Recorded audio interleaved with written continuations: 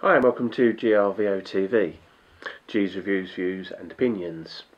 I'm doing a video in response to a question I've been asked on zoom lenses, which to buy. So I've got a selection of zooms and I'm going to give you my opinions.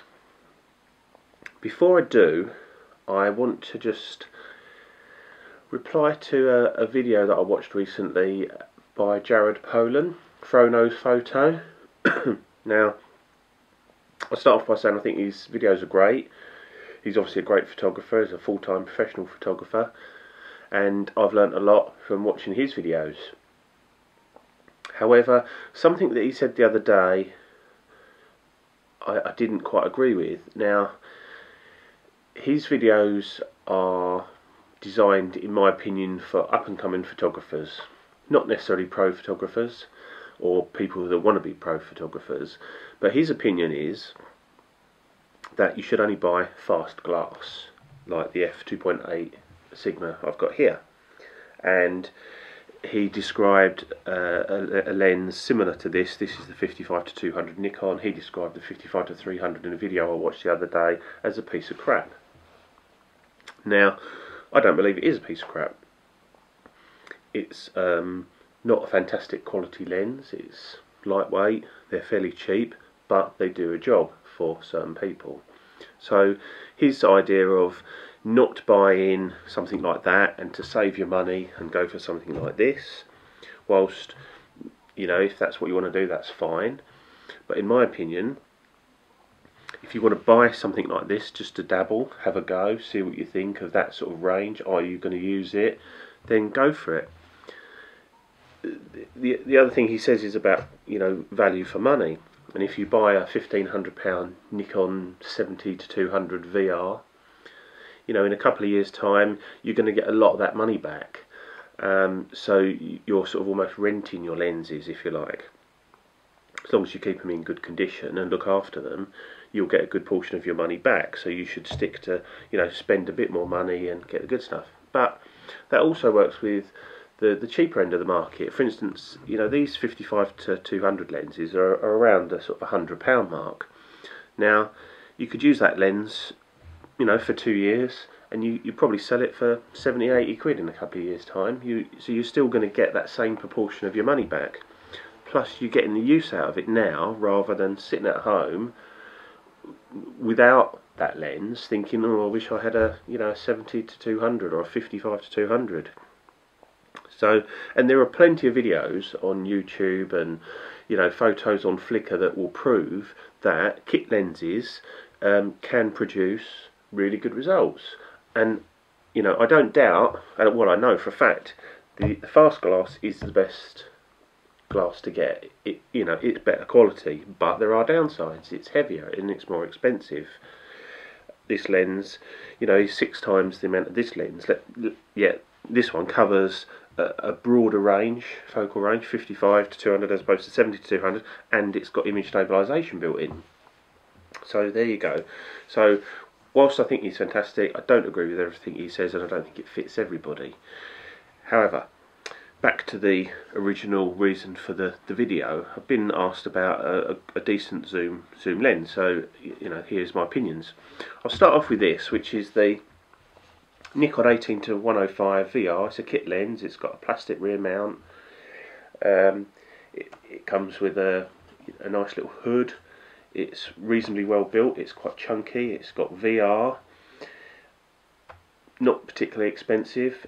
The range is good, 18-105, but I wouldn't sort of put that in the upper zoom category. But that's a nice option for a good sort of all-rounder.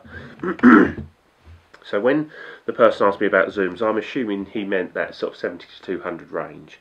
So if we start at the cheapest sort of options, that's a 55-200 Nikon.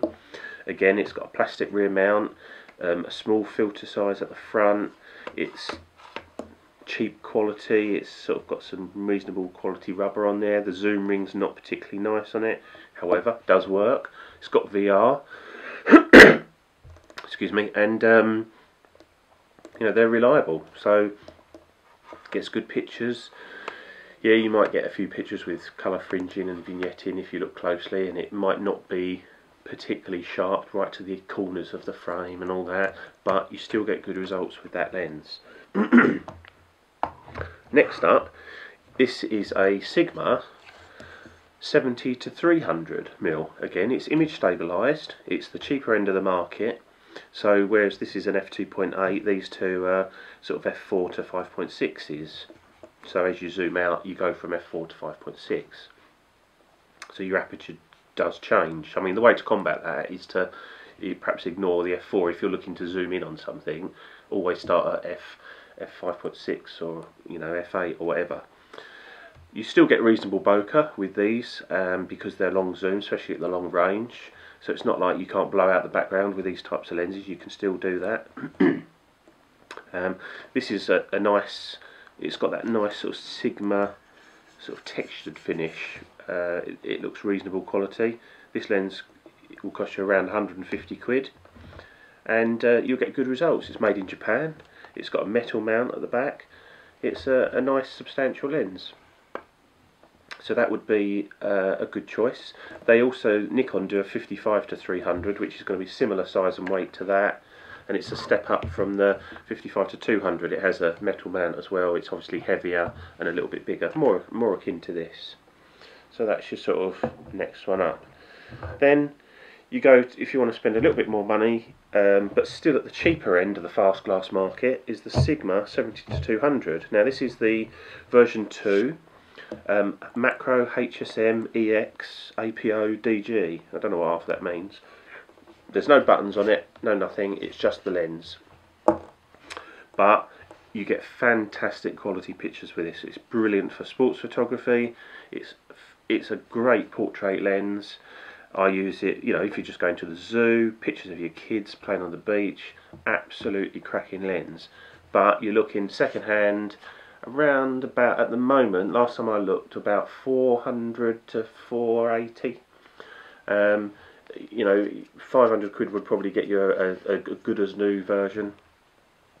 The new image stabilised version of this lens, I've seen it on, I haven't seen any second hand ones to speak of, and the new ones are around £805 mark.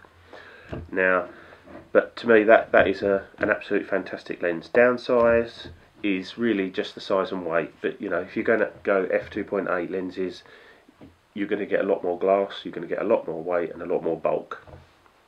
So there you have it. There's something for everyone there.